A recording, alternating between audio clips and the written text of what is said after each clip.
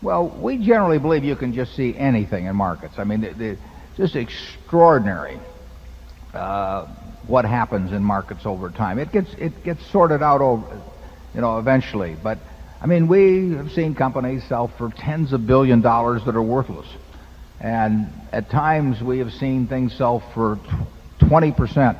A number of things, not hard to find, perfectly decent people running them, sell for literally 20% or 25% of what they were worth.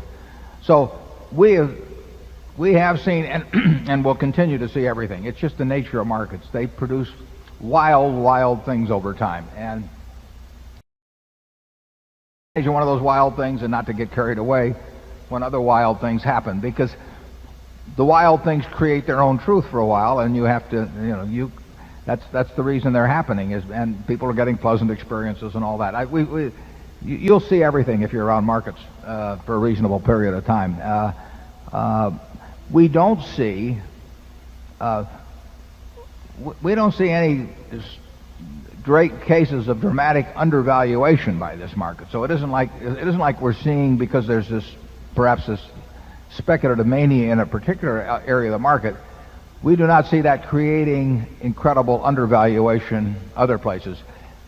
What's happening there may lead to undervaluation, a few years from now, or it may not. I don't know that, but it isn't like you can find things that are worth double or thereabouts what you're paying, because frankly there's so much money sloshing around that if you found such a thing, it would be very likely corrected by some buyout types. I mean, we would love to find businesses that are selling for half of what they're intrinsically worth. We don't find that. We do find a lot of cases where we think the valuations on the high side are unbelievable. We have been in periods in the past where we felt almost everything was being given away too. So you'll get those extremes. Most of the time the market's in a position where there's a little of both, but every now and then it gets into a position where there's a lot of one or the other. And we would love it if we could find a lot of reasonable sized companies that were selling at what we thought were half of the intrinsic value. We're not finding them. Charlie? Well, I do think that the present time is a very unusual period. It's hard to think of a time when residential real estate and common stocks and so on rose so rapidly in price, and there was so much easy money floating around. I mean, this is a very unusual period.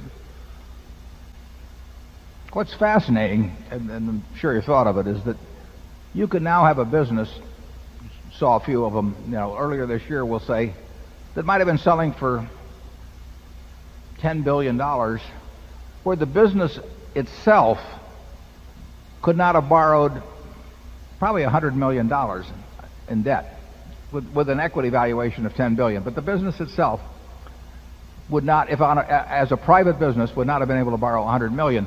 But the owners of that business, because it's public, can borrow many billions of dollars on their little pieces of paper because they have this market valuation. If it's a private business, the company itself couldn't borrow 1/20th or so what the individuals could borrow. That's happened to a degree before, but this has probably been as extreme as anything that's happened, probably including the 20s. That doesn't mean there's a parallel to it, but it's been pretty extreme. Charlie? I think it probably is the most extreme that has happened in modern capitalism. In my lifetime, I would say the 30s were it created the worst recession in the English-speaking world in 600 years. And it was very extreme. You could buy all you could eat in Omaha all through the 30s for a quarter from Henderson's cafeteria.